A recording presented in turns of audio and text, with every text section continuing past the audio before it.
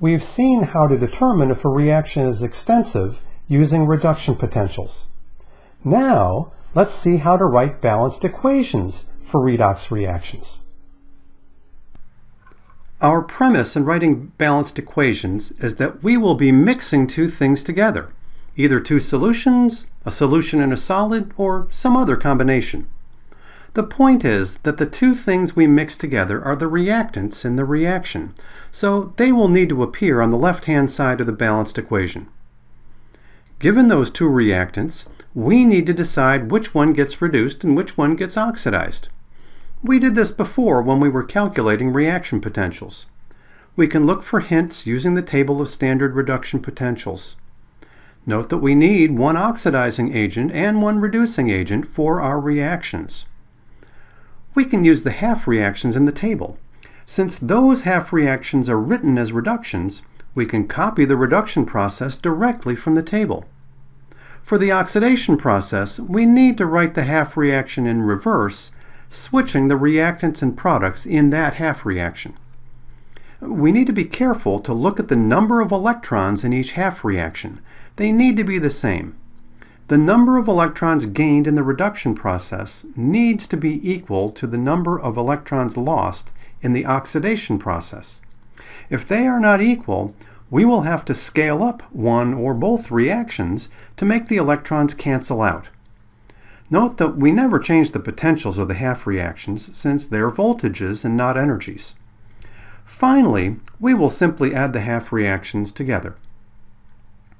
Our first example should be a familiar reaction, the reaction that occurs when zinc is added to a solution of aqueous HCl. We saw this demonstration where hydrogen gas was produced a couple of modules ago. We wrote a balanced equation then, but you may wonder how we arrived at that equation.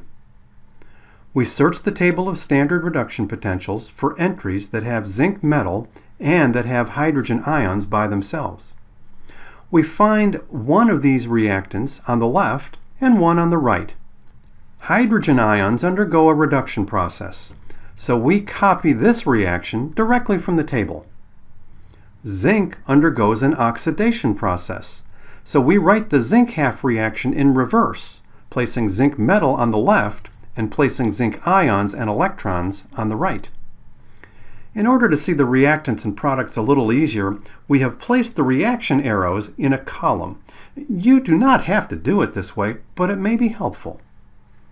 Before we can add these two half reactions together, we need to check to see if the electrons will cancel out. In this case, they do. 2 electrons on the left in the first equation, 2 electrons on the right in the second.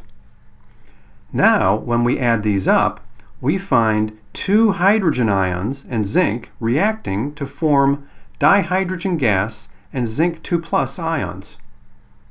The potential for this reaction is the potential for the reduction process minus the potential for the oxidation process, which in this case is the hydrogen potential minus the zinc potential. Again, we use the potentials directly from the table. We don't multiply them by any factor, nor do we change their sign. They are voltages, not energies. The hydrogen potential minus the zinc potential equals positive 0.76 volts. The positive reaction potential indicates an extensive reaction. Our second example asks about the reaction when a solution of copper 2 sulfate is poured onto a piece of silver. A solution of copper 2 sulfate has copper 2+ ions in it. So we look for entries in the table of reduction potentials that contain copper 2 ions and solid silver. Copper 2+ is an oxidizing agent, so it undergoes the reduction process. We copy the half reaction directly. Silver metal is a reducing agent, so it undergoes the oxidation process. We write its half reaction in reverse.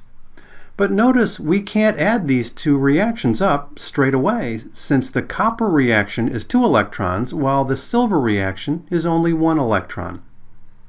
So in order for the electrons to cancel out, we need to multiply the entire silver reaction by a factor of 2.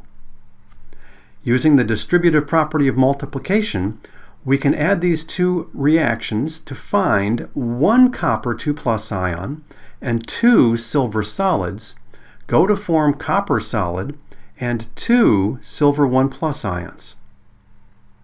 If we want to determine if the reaction is extensive, we would take the potential of the reduction minus oxidation, which in this case gives a reaction potential of negative 0.46 volts. Again, notice that we don't do anything to the potentials of the half reactions. We don't change the signs, we don't multiply the silver number by 2. These are voltages, and the reaction potential is the difference between the two. You may know that a AAA battery has the same voltage as a size D battery. More moles of material in the size D battery, but same voltage. The negative reaction potential means that this reaction is not extensive.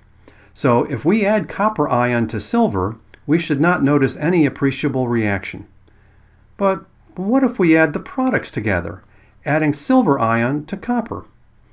Take a look at the next video on this page to see.